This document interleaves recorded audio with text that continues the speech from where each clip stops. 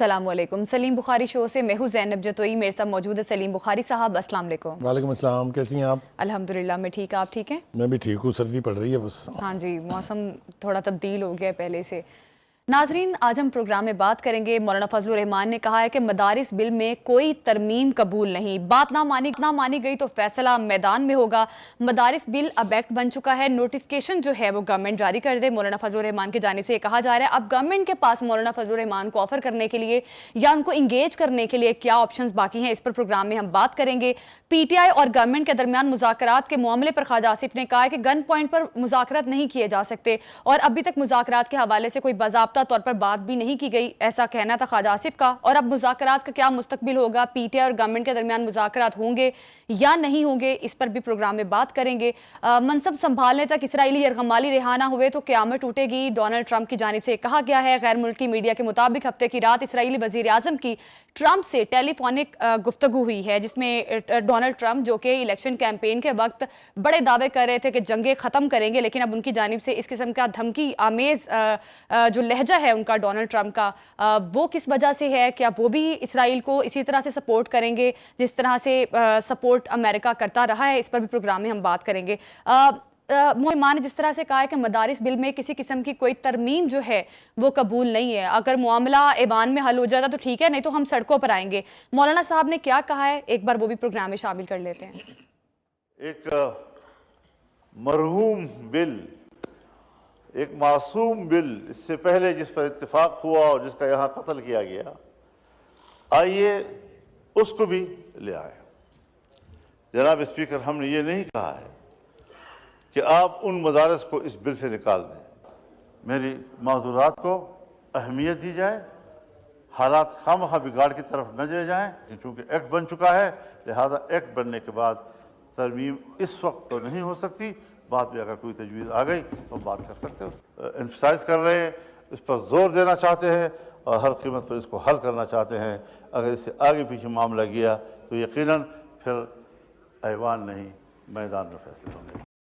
बुखारी साहब, मौलाना साहब तो बता चुके हैं कि एक्ट तो बन चुका है, अब इस हवाले से कोई तरमीम नहीं हो सकती, जो नोटिफिकेशन है वो जारी किया जाए। देखिए, बाज़ आप ऐसी सूरत हाल में फंसते हैं ना आप इस तरफ जा सकते हैं ना आप इस तरफ जा सकते हैं। इसी तरह की कोई गुमगू की सूरत हाल इस वक्त जो है वो पार्लियामेंट में और पार्लियामेंट के बाहर जो है वो प्रवेल कर रही है। असल में मौलाना जो कह रहे हैं वो भी ठीक है। हाँ। हुकूमत का जो इस्तदलाल है या प्रेसिडेंट का जो एतराज़ है वो अपनी जगह ठीक है। अब जाएं तो जाएं कहाँ? That is the kind of A situation that we are in. थोड़ा सा मेरे ख्याल से पस मंज़र बयान करना जो है वो अपने नाज़रीन के लिए बहुत ज़रूरी है जी। हम जाते हैं इस हुकूमत से पिछली हुकूमत के दौर में, which is PTI government, Imran Khan prime minister है। तो उस वक्त FATF जो था, फाइनेंशियल एक्शन टास्क फोर्स, उसका इतना प्रेशर था कि हमें एक रात में 40 से ज़्यादा बिल पास करने पड़े जी। उसी में ये सारा सिलसिला जो है, इसमें डिबेट भी हुई थी, इसके ऊपर कानून साजी भी हुई थी। तलवार क्या लटक रही थी कि हम ग्रे लिस्ट में ऑलरेडी थे और ख़तरा ये था कि अगर हमने उनकी बात ना मानी तो हम ब्लैक लिस्ट में जाएंगे, और ब्लैक लिस्ट में जाने का मतलब ये है कि you are totally isolated from the world, both in term of आपकी मईशत और आपकी हुकूमत। देयरफॉर एक प्रेशर के तहत वो कानून साजी जो है वो की गई थी, इसके बारे में कोई दो राय नहीं है। मौलाना का ये इस्तदलाल कि जनाब ये बिल पार्लियामेंट के दोनों ईवानों से पास हो गया, नेशनल असम्बली ने इसको पास कर दिया, सेनेट ने इसको पास कर दिया, प्राइम मिनिस्टर ने इसको प्रेसिडेंट को भेज भी दिया।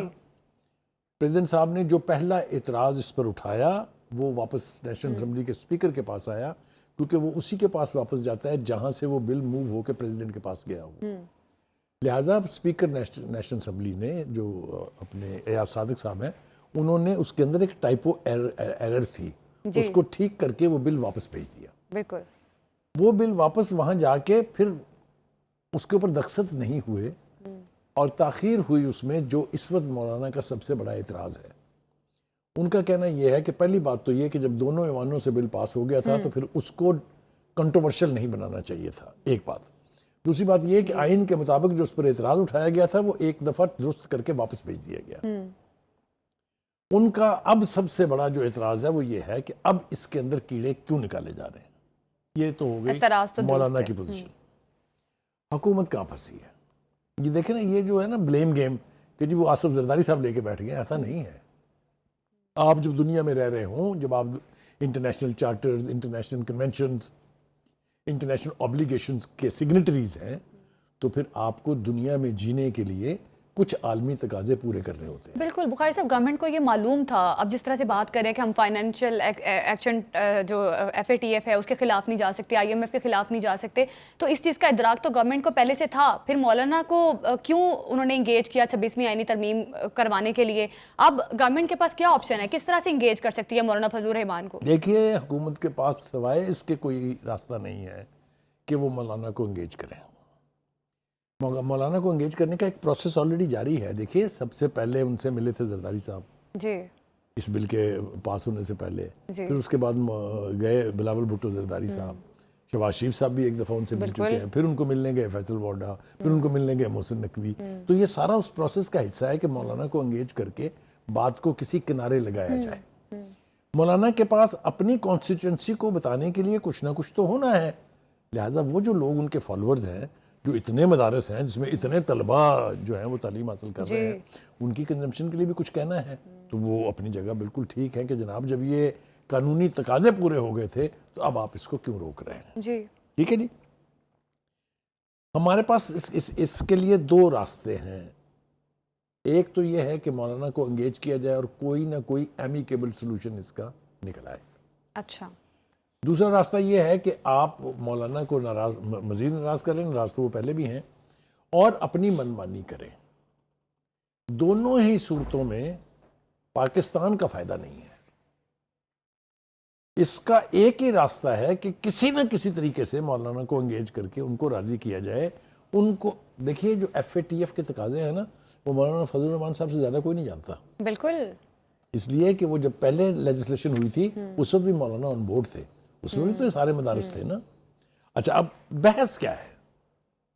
بحث یہ ہے کہ مولانا صاحب یہ کہتے ہیں کہ جب ہم آپ سے پیسے ہی نہیں مانگ رہے تو آپ ہم سے حساب کیسے مانگ سکتے ہیں؟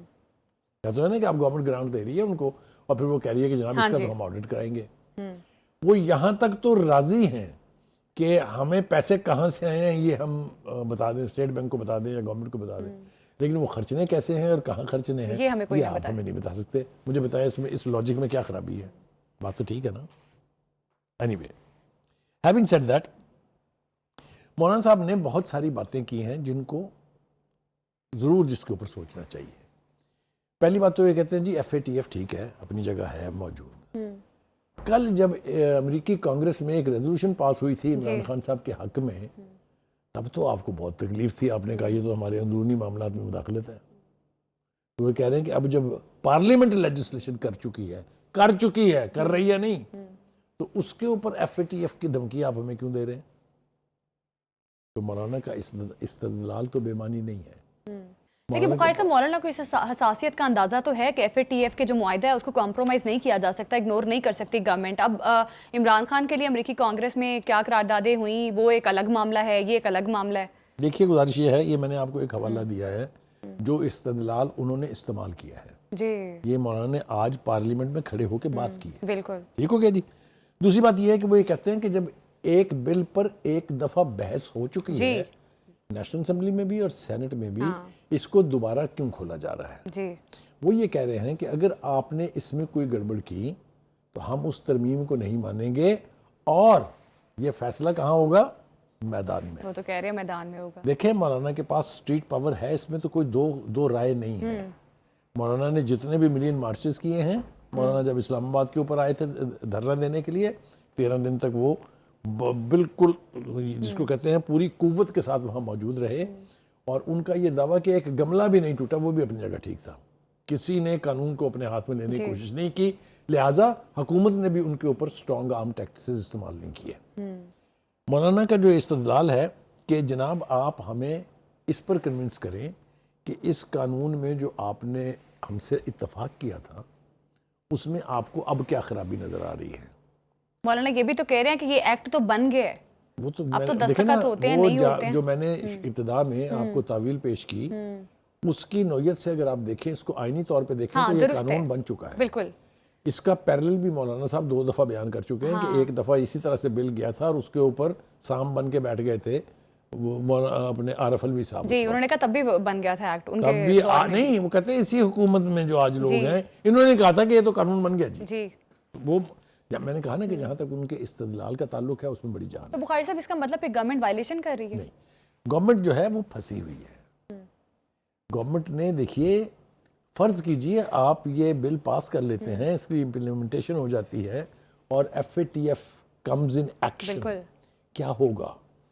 آپ کی ٹریڈ سارے یورپین ملکوں کے ساتھ، ساری ورلڈ کے ساتھ ول کم ٹو اے ہالٹ. بالکل. آپ کی ریمیٹنسز جو ہیں اس کے آنے میں رکاوٹیں پیدا ہوں گی. بند تو شاید مکمل طور پہ نہ ہو لیکن بہت بڑی رکاوٹیں ہوں گی. تو کہاں جائیں گے ہم ایک ایسی اکانومی کو لے کے جس کا ماتم ہم ہر روز کرتے رہتے ہیں، ہر روز رونا پیٹن کرتے رہتے ہیں کہ کبھی کہتے ہیں ہم ڈیفالٹ کے قریب تھے، کبھی کہتے ہیں IMF کو لون دینے سے ہم منع کریں گے کہ وہ پاکستان کو لون نہ دے، کبھی ہم IMF اور ورلڈ بینک کے دفتر کے سامنے بیٹھ کے احتجاج کرتے ہیں واشنگٹن میں. یہ ساری چیزوں کو اگر آپ سامنے رکھیں تو پھر آپ کو یہ ضرور احساس ہونا چاہیے. دیکھیے یہ حکومت انڈیا کی تو نہیں ہے نا، پاکستان کی حکومت ہے نا. پاکستان کو اگر عالمی کنونشنز کے تحت، عالمی انڈرسٹینڈنگز کے تحت، مالیاتی اداروں کے تحت کچھ مجبوریاں ہیں تو مجھے بتائیے اس کو کون سمجھے گا؟ بخاری صاحب کہ گورنمنٹ نے پہلے اعتراض تو نہیں لگوایا، 26ویں آئینی ترمیم کو جب پاس کروانا تھا تب اعتراض نہیں لگایا، اب اعتراض لگا رہی ہے، تو اس کا مطلب تو یہ ہے کہ گورنمنٹ نے مولانا کو استعمال کی ہے. دیکھیے مولانا اپنی مرضی کے خلاف کبھی استعمال نہیں ہوتے ہیں. مولانا کے استعمال ہونے کو آپ یوں سمجھیے کہ مولانا یہ سمجھتے ہیں کہ کس وقت کیا ایکٹ کرنا ہے. آج بھی انہوں نے جتایا پارلیمنٹ میں کھڑے ہو کے کہ میں 40 سال سے سیاست میں ہوں اور یہاں بیٹھے سب لوگوں سے سینئر ہوں، حتیٰ کہ نواز شریف سے بھی سینئر ہوں. یہ کہا انہوں نے. یہ بات بالکل درست ہے. تو میں نے کہا نا کہ اگر میں اور آپ یہ کوشش کریں کہ ہم مولانا کو سمجھائیں گے کہ نہیں جی یہ ایسے نہیں ہے، تو میرے خیال سے ہم اپنا بھی وقت ضائع کر رہے ہوں گے اور اس کا کوئی نتیجہ نہیں نکلے گا. مولانا کو سب سمجھ ہے. مولانا نے جیسا میں نے پہلے کہا کہ اپنے کانسٹیٹوئنٹس کو مڑ کے دیکھ کے ان کو کچھ نہ کچھ بتانا ہے کہ میں آپ کے لیے یہ کر رہا ہوں. تو Maulana has to take a strong position. But حکومتوں کا کام کیا ہوتا ہے؟ حکومتوں کا کام یہ ہوتا ہے کہ اپوزیشن کو انگیج کر کے give and take. What is politics? What is democracy? It is give and take. It's a game of compromises. تو میں پھر یہ کہوں گا اور اصرار کر کے کہوں گا کہ حکومت کو چاہیے کہ وہ تاخیر نہ کرے اس بات میں، مولانا کے ساتھ بیٹھ جائے. آج پارلیمنٹ کے اندر جو وزیر قانون ہیں ہمارے نذیر تارڑ صاحب، اعظم نذیر تارڑ صاحب، انہوں نے کہا کہ جی جو پرائم منسٹر صاحب نے ہمیں ہدایت کی ہوئی ہے کہ آپ مولانا کے ساتھ انگیج کریں، بیٹھ کے ان کے ساتھ بات کریں. انہوں نے آج کہا بھی مولانا سے کہ ہم آپ کے ساتھ بیٹھنے کے لیے تیار ہیں. میرے خیال سے اس کا یہی ایک حل ہے اور ہمیں اسی حل کی طرف بڑھنا چاہیے.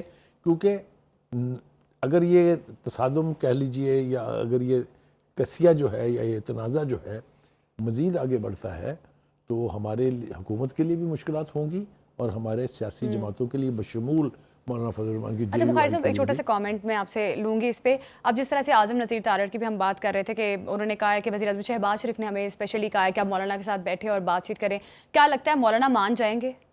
کیونکہ لگ تو یہی رہا جو ساری صورتحال ہے اس میں مولانا کو ہی ماننا پڑے گا. دیکھیے میں آپ کو تھوڑا سا پیچھے لے جاتا ہوں، زیادہ نہیں. 26ویں ترمیم پیش ہو رہی ہے. جی کوئی تصور کر سکتا تھا کہ مولانا ووٹ دیں گے ان کے لیے؟ بالکل نہیں تصور جس کیا جا سکتا تھا. طریقے جس طرح سے ہم سے پریس مولانا اور کانفرنسز اور پی ٹی میڈیا آئی ٹاکس ایک دوسرے کے قریب آ گئے تھے، کوئی تصور کر سکتا تھا کہ یہ ووٹ دیں گے؟ پھر دیا نا ووٹ انہوں نے. تو مولانا از ولنریبل تو شاید صحیح اصطلاح نہیں ہے، لیکن مولانا چونکہ سیاستدان ہے، مولانا نے چونکہ ہر اونچ نیچ دیکھی ہوئی ہے پاکستان کی، اس لیے ان کو کنونس کرنا آسان ہے. بالکل. پرووائڈڈ آپ ان کی وکٹ پہ جا کے کھیلیں. بالکل. اب گورنمنٹ کے لیے سب سے بڑا چیلنج یہ ہے کہ کس طرح سے مولانا فضل الرحمان کو کنونس کرتی ہے گورنمنٹ. خواجہ آصف نے کہا ہے کل بھی تصدیق کی تھی کہ باقاعدہ مذاکرات کی شروعات ابھی تک نہیں ہوئی، گن پوائنٹ پر مذاکرات نہیں کیے جاتے. بخاری صاحب اب خواجہ آصف صاحب جس طرف اشارہ کر رہے ہیں کہ گن پوائنٹ پر مذاکرات نہیں ہوتے، مفاہمت کا طریقہ کار اپنایا جاتا ہے. خواجہ آصف نے کیا کہا ہے؟ ایک دفعہ وہ پروگرام میں شامل کرتے پھر آپ سے بات کرتی ہوں. کہ مذاکرات کی کوئی باضابطہ کوئی شروعات جو ہے نہیں کی گئی. یہ گن پوائنٹ کے اوپر تو مذاکرات نہیں ہو سکتے کہ آپ بار بار جو ہے اسلام آباد پہ حملہ کریں، ساتھ جو ہے کال دیں سول نافرمانی کی، اور اس کے بعد کے مذاکرات بھی ہونے ہیں. اب خواجہ آصف صاحب تو کہہ رہے ہیں ایک طرف سول نافرمانی کی کال آپ دے رہے ہیں، دوسری طرف آپ کہہ رہے ہیں مذاکرات کرنے ہیں، تو اس طرح تو مذاکرات نہیں ہوتے. پھر ٹھیک کہہ رہے ہیں غلط کہہ رہے ہیں؟ یہ تو آپ بتائیں گے. دیکھیں گزارش یہ ہے کہ ایک تو بالکل ان کی بات یہ ٹھیک ہے کہ گن پوائنٹ پر مذاکرات نہیں ہوتے ہیں. کیوں نہیں ہوئے اب تک؟ ذرا اس کے اوپر غور کر لیتے ہیں نا تھوڑا سا. پہلے کہا چوروں ڈاکوؤں سے نہیں کروں گا، نہیں ہوئے. پھر کہا اسٹیبلشمنٹ سے کروں گا، انہوں نے کہا ہم نے تو نہیں کرنے، نہیں ہوئے. پھر کہا ہمارے 4 مطالبات مانیں، 26ویں ترمیم کو ختم کریں، ہمارا مینڈیٹ واپس کریں، ہمارے قیدی چھوڑیں، ہمارے بانی کو چھوڑیں. کنڈیشن ایسی تھی جو پوری نہیں کی جا سکتی، مذاکرات نہیں ہوئے. تو who do you think is responsible؟ اچھا جی، 3-4 مرتبہ انگیج ہوئے حکومت اور پی ٹی آئی. جب وہ کوئی فیصلہ کر کے واپس جاتے تھے پھر ان کی جو ٹھکائی ہوتی تھی جیل میں، وہ پھر قریب، اگر آپ کہیں تو میں حوالے دے دیتا ہوں آپ کو. یہ جو نیب کی ریفارمز تھی اس کے اوپر پی ٹی آئی کے وفد میں اور حکومتی وفد میں اتفاق رائے ہو گیا تھا. ان کا اچھا جی ہم جاتے ہیں جا کے پی ٹی آئی کے بانی سے اس کی اپروول لیتے ہیں. جی پلٹ کے نہیں مڑ کے آئے وہ بتانے کے لیے بھی کہ کیا ہوئی ان کے ساتھ. اور بہت ساری باتیں اس طرح میں تفصیل بیان کرنے لگوں گا تو بات لمبی ہو جائے گی.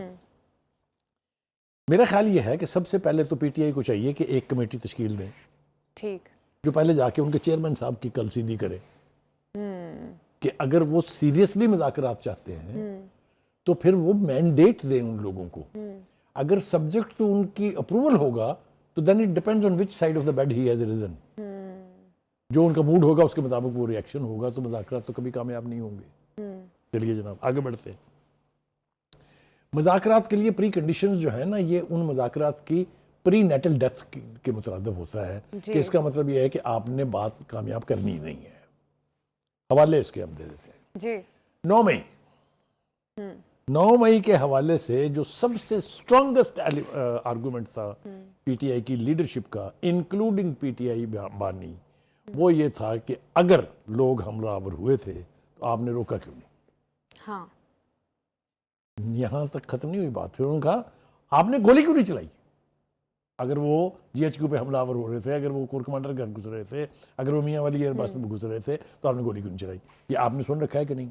جی 26 نومبر اب آپ آئے ہیں اسلام آباد پہ قبضہ کرنے کے لیے اور اب یہ ہے کہ گولی کیوں چلائی. Which part of their statement should we trust? میں کس اینگل سے پکڑوں؟ 9 مئی والی بات ٹھیک کر رہے تھے کہ 26 نومبر والی بات ٹھیک کر رہے ہیں؟ مگر یہ روش ہے، یہ ایک طریقہ کار ہے. کیسے؟ آج بھی آپ نے دیکھا کہ ایک صاحب جو ہیں پارلیمنٹ میں گلا پھاڑ پھاڑ کے جو بیان کر رہے تھے، علی محمد صاحب سے ویسے ہم بہت پیار ہے، بہت ڈھنگ کے آدمی ہیں، سلیقے کے آدمی ہیں، لیکن انہوں نے جو چند پوائنٹ اٹھائے ہیں اس کا میرے خیال سے اس کی تھوڑی سی وضاحت بہت ضروری ہے. بالکل. انہوں نے کہا جی کہ وہ بنگلہ دیش بنا دیا. مجھے یہ بتائیں، میں پوچھنا چاہتا ہوں ان سے کہ بنگلہ دیش بنانے والوں میں سے کتنے لوگوں نے اسلام آباد پہ حملہ کیا تھا؟ کتنے لوگوں نے جی ایچ کو آگ لگانے کی کوشش کی تھی؟ کتنے لوگوں نے کور کمانڈر کا گھر جلایا تھا؟ یہ ہیں سوال یا نہیں پوچھنے والے ہیں؟ بالکل. تو آپ نے یہ سب کچھ کیا ہوا ہے. آپ یہ سب کچھ کر کے پھر آپ یہاں تک چلے گئے. کیا بنگلہ دیش بنانے والوں نے کسی آرمی چیف کی تقرری رکوانے کے لیے لانگ مارچ کیا تھا؟ کیا کسی نے اس وقت کے آرمی چیف کو میر جعفر میر صادق کہا تھا؟ یہ سوال ہے نا. بالکل. تو ہمیں کانٹیکس میں ضرور رہنا چاہیے. اچھا بخاری صاحب، علی محمد خان صاحب جیسے کہہ رہے ہیں کہ ہم مذاکرات کی کوئی بھیک نہیں مانگ رہے اگر مذاکرات گورنمنٹ نہیں کر رہی، تو اب آپ کو کیا لگ رہا ہے؟ کیونکہ پاکستان تحریک انصاف کی جو قیادت ہے وہ تو مذاکرات کرنا چاہتی ہے، لیکن بانی پی ٹی آئی کی گارنٹی کوئی نہیں دے رہا، کیونکہ بانی P T I you turn لے لیتے ہیں. ابھی پچھلے دنوں بھی انہوں نے گفتگو کی تو انہوں نے کہا کہ مذاکرات کے حوالے سے کوئی بات جو ہے انہوں نے نہیں کی. تو بخاری صاحب اب آپ کو کیا لگتا ہے، کیا مائنس اگر بانی پی ٹی آئی کو کر کے مذاکرات کرتی ہے پاکستان تحریک انصاف کی قیادت، تو مذاکرات کامیاب ہو سکتے ہیں یا گورنمنٹ اس طرح سے مذاکرات کر سکتی ہے؟ پہلی بات تو یہ کہ جب پی ڈی ایم بنی تھی ان کا جو 26 پوائنٹ ایجنڈا تھا اس میں بھی یہ بات تھی کہ پی ٹی آئی کے ساتھ بیٹھ کے بات چیت کی جائے. جی بالکل. جب پی ڈی ایم کی حکومت بنی تو سب سے پہلی تقریر جو کی گئی شہباز شریف صاحب نے جو کی تھی وہ یہ تھی کہ آپ آئیے ہمارے ساتھ مساک جمہوریت کر لیں، مساک معیشت کر لیں. بلاول بھٹو زرداری انہوں نے واشگاف لفظوں میں کہا تھا کہ ہم آپ کے ساتھ انگیج کرنا چاہتے ہیں، آپ آئیے ہم بیٹھ کے مل کے مسائل کا حل کرتے ہیں. یہ ٹھیک ہے. اسی طرح سے نون لیگ کی لیڈرشپ کے ہر لیڈر نے، چاہے وہ رانا ثناء اللہ، اب ان کا سٹانس ڈیفرنٹ ہے، لیکن اس وقت چاہے وہ ایاز صادق تھے، چاہے وہ شہزاد رفیق تھے، نیم دم، ایوری بڈی سیڈ کہ کوئی سلوشن نہیں ہے سیاسی معاملات کے حل کا سوائے مذاکرات کے. سنی کسی نے؟ جو کچھ آگے سے کہا گیا وہ آپ کو پتا ہے. کہنے کا مطلب یہ ہے کہ بھیک مانگتی رہی سیاسی الائنس ان کے خلاف اور سیاسی حکومت کہ آ جائیں مذاکرات کر لیں. اب جب ایک بڑی میجر ڈیولپمنٹ ہوئی ہے جس کورٹ مارشل کا ہم ذکر کرتے ہیں, اس کے بعد اچانک کمیٹی بن گئی ہے, سڈنلی ایک کمیٹی از ڈکلیئرڈ. اچھا اب آپ مجھے یہ بتائیں, جب آپ کمیٹی بنا دیتے ہیں تو اس کمیٹی کا کام ہے نا جا کے کسی کو کہے کہ آئیں بھائی ہم سے بیٹھ کے بات چیت کریں, یا آپ کا خیال ہے کہ حکومت کو وہاں سے کاسا پکڑ لینا چاہیے تھا اور ان کے گھروں کو جانا چاہیے تھا کہ اللہ کے لیے ہم سے بات کر لیں؟ کوئی سلیقے کی بات ہونی چاہیے نا, کوئی ڈھنگ کی بات ہونی چاہیے. اگر کمیٹی بنائی ہے آپ نے, آپ انیشیٹ بھی کریں نا ڈائیلاگ, آپ نے کرنا ہے نا, آپ کی ذمہ داری ہے. دوسری بات یہ ہے, یہ بات آپ نے بالکل ٹھیک کہی ہے, بات کمیٹیاں بنانے کی یا مذاکرات کی نہیں ہے, بات کریڈیبلٹی کی ہے کہ اگر یہ کمیٹی کسی نتیجے پر پہنچتی ہے تو کیا خان صاحب اس کے پیچھے کھڑے ہوں گے یا نہیں کھڑے ہوں گے. اس کے لیے نہ تو پی ٹی آئی میں کسی میں سکت ہے کہ وہ گارنٹر کھڑا ہو جائے, اور نہ ہی ادروائز کوئی صاحب اس وقت گارنٹی دینے کے لیے تیار ہیں. سو مچ سو کہ مجھے نہیں لگتا کہ باہر سے بھی کوئی گارنٹی دینے کے لیے تیار ہے. ہم نا ایک اپنی بنائی ہوئی دنیا میں رہتے ہیں. ہمارا خیال یہ ہے کہ پریزیڈنٹ ٹرمپ جو ہے وہ الیکٹ صرف اس لیے ہوا ہے کہ اس نے خان صاحب کو چھوڑوانا ہے. اچھا اب جب آپ اس دنیا میں رہتے ہیں تو ان کے followers they start believing it, اور جب اس طرح کا بلیو کیا ہوا چیز پوری نہیں ہوتی ہے تو آپ سوچیں ذرا کیا کیفیت ہوتی ہوگی. قابل رحم حالت ہوتی ہے اس وقت جب آپ ایک چیز کو بلیو کرنا شروع کر دیں اور وہ ہو کے نہ دے. تو اس طرح کے بے پناہ سیناریو میں آپ کو بتا سکتا ہوں. مثال کے طور پہ جب یہ مارچ لے کے آئے تھے اسلام آباد, تو آپ کا خیال ہے کہ انہیں یہ یقین نہیں تھا کہ ہم حکومت کو گھر بھیج دیں گے اور اقتدار پہ قبضہ کر لیں گے. جب وہ لانگ مارچ لے کے وزیر آباد میں جہاں وہ سانحہ ہوا تھا وہ چلے تھے, تو کیا ان کا مقصد یہ نہیں تھا کہ ہم نے اس بندے کو چیف نہیں بننے دینا؟ مطلب کہنے کا یہ ہے کہ جب آپ ایک امیجینیٹو دنیا میں ایک تاثر قائم کر کے پھر اس پہ بلیو کرنا شروع کر دیں گے تو آپ کو بہت نقصان ہوگا. ایک بات بڑی دیر کے بعد, جیسے کہ خواجہ آصف نے ٹھیک کہا, آج کے ایک ہوا کا ٹھنڈی ہوا کا جھونکا آیا ہے. وہ جو صاحب جو جب اچھلتے ہیں تو ان کی بھی کوئی لیمٹس نہیں ہوتی, نام افضل شیر مروت پایا ہے, انہوں نے آج بات کی ہے کہ خدا کے لیے یہ تصادم چھوڑیں, بیٹھ کے بات کریں, انیشیٹ کریں, دونوں طرفین جو ہیں وہ انگیج کریں. لیکن خواجہ آصف کے چھپے ہوئے لفظوں میں یہ تھا کہ بھائی شیر افضل مروت, کہ جو کچھ تم کہہ رہے ہو کیا اس کو بانی پی ٹی آئی کی سپورٹ حاصل ہے یا یہ آپ کا اپنا برین چائلڈ ہے؟ شیر افضل مروت نے سنجیدہ باتیں کی ہیں. نہیں باتیں, میں نے تو آپ سے کہا کہ سین کا لفظ میں نے استعمال کیا اس کے لیے. تو سینٹی اگر پرویل کرے گی, لیکن بخاری صاحب بانی پی ٹی آئی مذاکرات کی طرف کیوں نہیں جا رہے ہیں, کیوں نہیں کرنا چاہ رہے مذاکرات, جب ان کو پتہ ہے کہ احتجاج اتنے ناکام ہو گئے, اب سول نافرمانی کی تحریک چلانے کی بات کی جا رہی تھی, ابھی اس پہ بھی کوئی عمل درآمد نہیں کیا گیا, تو ان کو پتہ ہے کہ سب حالات ان کی فیور میں نہیں ہیں, تو پھر کیا وجوہات ہے, کن وجوہات کی بنیاد پہ ابھی بھی سوچ رہے ہیں کہ شاید پاور ان کے پاس ہے یا وہ پاپولر جماعت ہے اور ان کا کچھ نہیں ہو سکتا؟ یہ آپ کا بیان ہے, اس کو منسوب نہ کریں بانی پی ٹی آئی کے ساتھ. نہیں, میں آپ سے سوال پوچھ رہی ہوں. آپ کو وہ he believes that the whole of Pakistan is behind him. He thinks he is in a position to dictate terms. He thinks violence is the only way to capture the power. He believes کہ workers جو ہیں ان کو سٹیک پہ ڈالنے سے leadership کا کوئی نقصان نہیں ہوتا. میں آپ کو مثالیں دینے بیٹھوں گا تو بہت وقت گزر جائے گا. جو کچھ 9 مئی کے ملزموں کے ساتھ ہو رہا ہے, ہوتا رہا ہے یا ہوگا, کون ہے ذمہ دار اس کا؟ یہ ذمہ داری لیڈرشپ پر آتی ہے نا. 24 نومبر کو جو لوگ آپ وہاں سے پکڑوا کے چھوڑ کے بھاگ گئے وہاں سے, کون ذمہ دار ہے اس کا؟ تو کہنے کا مطلب یہ ہے کہ جب آپ یہ بلیو کریں کہ اقتدار تک پہنچنے کا راستہ یا اسٹیبلشمنٹ کے ساتھ مل کے ہے, جس کا تجربہ 2018 میں ہوا, اور یا پھر دھڑلے سے مطلب پاورفل ٹول استعمال کر کے ہوگا, تو دونوں ہی آپ کو کسی. اچھا بخاری صاحب, سول نافرمانی کی تحریک سے متعلق آج جب علی امین گنڈا پور صاحب نے بھی یہ کہا ہے کہ بانی پی ٹی آئی جب بتائیں گے تب سول نافرمانی کی تحریک شروع ہوگی, تو کیا لگ رہا ہے پاکستان تحریک انصاف اپنی اس تحریک سے بھی پیچھے ہٹ رہی ہے؟ دیکھیے گزارش یہ ہے, یو ٹرن. اچھا, یہ نہ تو میں نے ٹرم ایجاد کی ہے, نہ میں نے اس کی اونرشپ لی ہے. اس کی اونرشپ لی تھی خان صاحب نے. جی, خان صاحب نے کہا یہ بڑے لیڈروں کی پہچان ہے کہ وہ جو کہیں اس سے مکر جائیں, یہ ان کی فلسفی ہے. وہ فلسفی ڈاؤن دا لائن پوری پی ٹی آئی اور پی ٹی آئی کے ویل وشرز بلیو کرتے ہیں کہ یہ ٹھیک ہے, لینا چاہیے. یہ میں کچھ اور نکلے گا منہ سے کہ یہ عین یعنی فطرت کے تقاضوں کے مطابق ہے، یہ اخلاقیات کے مطابق ہے، یہ سیاست کا سبق ہے، وغیرہ وغیرہ وغیرہ وغیرہ. لیکن آپ کر کیا بیٹھتے ہیں؟ آپ آہستہ آہستہ اپنی کریڈیبلٹی کھو دیتے ہیں. اور پھر کیا ہوا؟ ایک وقت وہ تھا کہ ان کی ایک آواز کے اوپر ہزاروں کا مجمع اکٹھا ہو جاتا تھا، یاد ہے آپ کو؟ پھر یہ ہوا کہ لانگ مارچ میں کتنے لوگ تھے. پھر آپ نے دیکھا کہ اس کے بعد جب پہلا حملہ ہوا تو لوگ زیادہ تھے، پھر دوسرا ہوا اس میں کم تھے، تیسرا ہوا اس میں اس سے بھی کم تھے. کہنے کا مطلب یہ ہے کہ جب آپ بار بار اپنے ورکرز کو اس طرح کی آزمائش میں ڈالیں گے تو وہ بھاگ لیں گے. کیا ہوا؟ 3 صوبوں سے کوئی نکلا؟ کوئی سنا آپ نے کہ فلاں بندہ بس لے کے بندے لے کے جا رہا تھا، اس کو روک لیا کسی نے؟ یہ نقصان ہے نا پی ٹی آئی کا. یہ اس کا ادراک کس کو ہونا چاہیے؟ اس کا ادراک تو بانی پی ٹی آئی کو ہونا چاہیے. پھر دوسری بات، آپ نے اپنی طرز سیاست کی وجہ سے اپنی پارٹی کو بہت ولنریبل بنا دیا ہے. اگر میں حکومت میں ہوں تو میں پوچھوں گا کہ بانی پی ٹی صاحب مجھے ذرا یہ فرما دیجئے کس دھڑے کے ساتھ مجھے بیٹھ کے بات کرنی چاہیے. آپ کے وکلاء آپ کے نمائندے ہیں، آپ کی فیملی کی باجیاں جو ہیں وہ یعنی جو خواتین ہیں وہ اس کی آپ کی نمائندہ ہیں، یا آپ کے جو سیاستدان سابقہ اور اب اور مفرور ہیں وہ ہیں. تو جب آپ کی پارٹی کی حالت یہ ہوتی ہے تو آپ کی پوزیشن جو ہے نا، بارگیننگ پوزیشن، وہ کمپرومائز ہو جاتی ہے. میرے خیال سے اس وقت ضرورت یہ ہے کہ بانی پی ٹی آئی سب سے پہلے تو اپنی پارٹی کو ایک کرے. بخاری صاحب یہ بات تو آپ کی درست ہے، اب کریڈیبلٹی کا فقدان تو ہے پاکستان تحریک انصاف کی جانب. اب بانی پی ٹی آئی تو مذاکرات والی بات کے حوالے سے کچھ نہیں بتا رہے.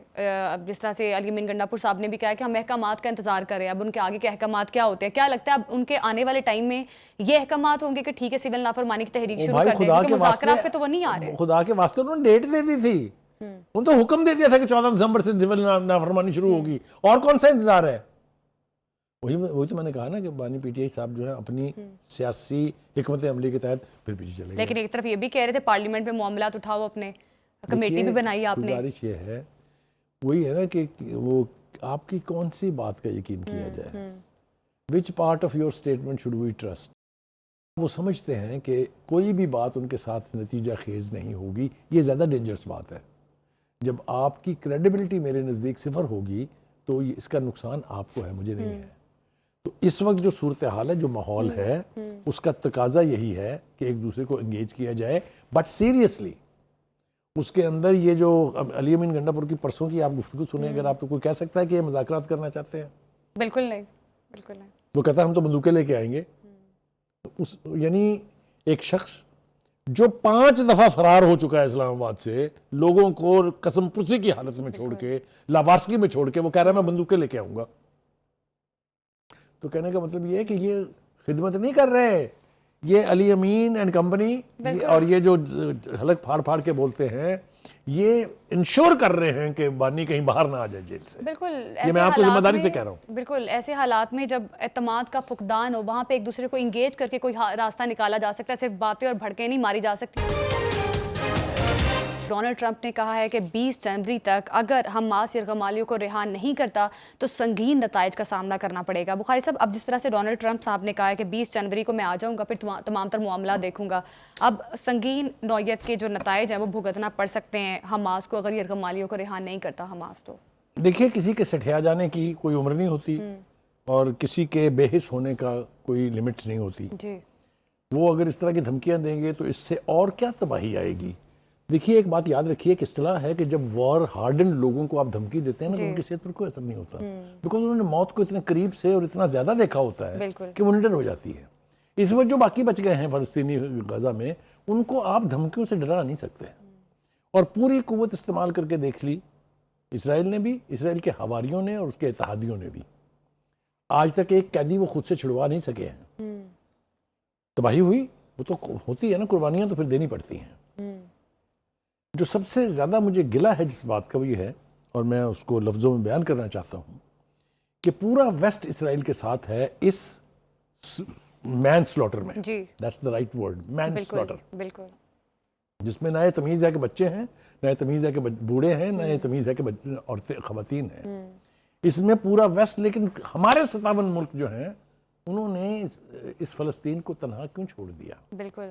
وہ فراز نے کہا تھا نا کہ تو وہیں ہار گیا تھا میرے بزدل دشمن، مجھ سے تنہا کے مقابل تیرا لشکر ٹھہرا، لشکر نکلا، یعنی پوری دنیا اس کا ساتھ دے رہی ہے اور ہم 57 لوگ بیٹھ کے اس کا اچھا بخاری تماشا دیکھ رہے صاحب، ہیں۔ یہ بات درست ہے. اب جس طرح سے ڈونلڈ ٹرمپ کی سٹیٹمنٹ ہے، اس قسم کا دھمکی آمیز لہجہ، جب صدارتی انتخابات تھے تب جب کیمپینز کر رہے تھے تب تو اب جنگ بندی کی باتیں کرتے تھے، کیا لگتا ہے کہ جو بائیڈن جس طرح سے اسرائیل کو سپورٹ کرتا رہا ہے اسی قسم کی سپورٹ ڈونلڈ ٹرمپ بھی دے گا ان کو؟ یہ میرے خیال سے اس سے آگے جانے کی دھمکیاں دے رہا ہے، یہ اس سے بالکل آگے جانے کی دھمکیاں دے رہا ہے. لیکن وہ مجھے ساحل لدھیانوی کا شعر یاد آ رہا ہے، ظلم پھر ظلم ہے، بڑھتا ہے تو مٹ جاتا ہے، خون پھر خون ہے، ٹپکے گا تو جم جائے گا. یہ فلسطینیوں کا خون جتنا مرضی بہا لیں، جتنی مرضی کوششیں کر لیں، اس کو نہ کاز کبھی مرتی ہے، نہ کبھی سوچ مرتی ہے، نہ کبھی قومیں مرتی ہیں. یہ فلسطین کی ریاست قائم ہوگی، تاخیر ہو سکتی ہے لیکن اس حقیقت کو ڈینائی نہیں کیا جا سکتا. دوسری بات یہ ہے کہ میں پھر کہتا ہوں، جرمنی نے گٹس پیدا کیے، اس نے کہا کہ گولان کی ہائٹس جو ہیں ان کے اوپر جو ابھی ریسنٹلی قبضہ کیا ہے، وہاں یہودی بستیاں بنانے کا اقدام جو ہے اسرائیل کا وہ غیر قانونی ہے. اگر اس طرح کی آوازیں اٹھنے لگ گئیں، جس طرح آپ نے دیکھا کہ جو پبلک اوپینین ہے پورے ویسٹ کی وہ کس طرح ریڈیکلی چینج ہوئی ہے، جی تو اس کا اپنا ایک پریشر ہوتا ہے، ہر حکومت کے اوپر وہ پریشر ہے. بالکل بخاری سے پبلک اوپینین تو چینج ہوئی ہے، مشرق وسطیٰ میں اب جو صورتحال ہے وہ سب کے سامنے ہے. کیا لگتا ہے اب ایران اور روس کی کیا حکمت عملی ہوگی آگے جا کے؟ دیکھیے ابھی تو وہاں اتنی ولنریبل صورتحال ہے، اتنا اچانک سب کچھ ہوا ہے کہ لوگ اپنی اپنی اسٹریٹجیز جو ہیں اس کو فارمولیٹ کر رہے ہیں. لیکن یہ میں آپ کو بتا دوں کہ ایسا نہیں ہو سکتا کہ اسرائیل should be allowed to go unpunished. No, it will not happen. میرا خیال یہ ہے کہاں سے اٹھے گی وہ چنگاری یہ میں ابھی شاید نہیں کہہ پاؤں گا، لیکن اگر وہ اس زوم میں کہ طاقت اب اس کے ساتھ ہے وہ ایران کی طرف چل دوڑا تو کچھ بھی ہو سکتا ہے. Iran is not going to be an easy prey by any means. یہ میں آپ کو بتا رہا ہوں، چاہے اس قوم کا جہاں تک تعلق ہے اور جہاں تک اس کی سکت اور اس کی قوت کا تعلق ہے، میرا نہیں خیال کہ Iran is going to be another Syria. No, of course not. بالکل. اور اسی طرح سے یورپی یونین کے وزراء بھی اس بات پر متفق ہے کہ شام کی قیادت کو روسی اثر و رسوخ سے نکلنا چاہیے. اب آگے جا کے ایران اور روس کی کیا حکمت عملی ہوتی ہے اور مشرق وسطیٰ میں اب حالات کس طرح سے سیٹلڈ ہوتے ہیں یہ دیکھنا باقی ہے. پروگرام سے ابھی دیجیے ہمیں اجازت، کل پھر ملاقات ہوگی. اللہ حافظ.